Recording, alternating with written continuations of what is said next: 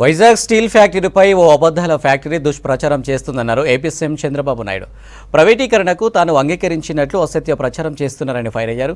తెలుగువారి ఆత్మ గౌరవం కోసం పుట్టిన ఫ్యాక్టరీ వైజాగ్ స్టీల్ ఫ్యాక్టరీ అని తెలిపారు.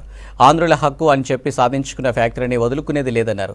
ప్రైవేటీకరణ చేయకుండా ఫ్యాక్టరీని ఎలా కాపాడాలో తమకు తెలుసన్నారు.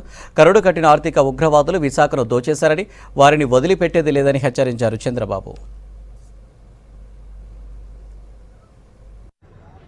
విశాఖ స్టీల్ ప్లాంట్ ఎవ్వరూ ఆలోచించలేదు. మేము దాన్ని ఈ విధంగా కాపాడుకోవాలని మేము ఆలోచిస్తున్నాం. ఈ పనికిరాని పార్టీ ఒకటి ఉంది, అబద్దాల పార్టీ. ఆ పార్టీనే అబద్దాల ఫ్యాక్టరీ. అది వాళ్ళ కడుపు అంతా అబద్దాలు అంటే పొట్ట నిండా అబద్దాలు తప్ప ఏమీ ఉండవు వాళ్ళకి. వాళ్ళు చెప్తున్నారు ఎప్పుడో వాళ్ళకి కల వచ్చిందంట, నేను ఒప్పుకున్నానంట ప్రైవేటైజ్ చేయడానికి.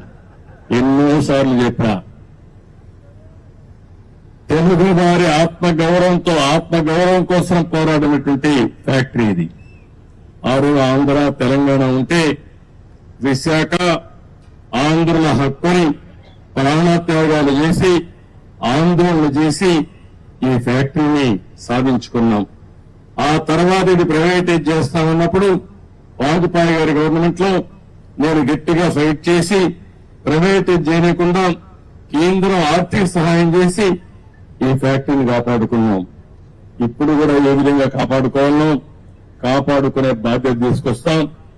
ఈ చేతగానే అబద్దాలు చెప్పే వాళ్ళ మాటలు నమ్మితే చాలా సమస్యలు వస్తాయి.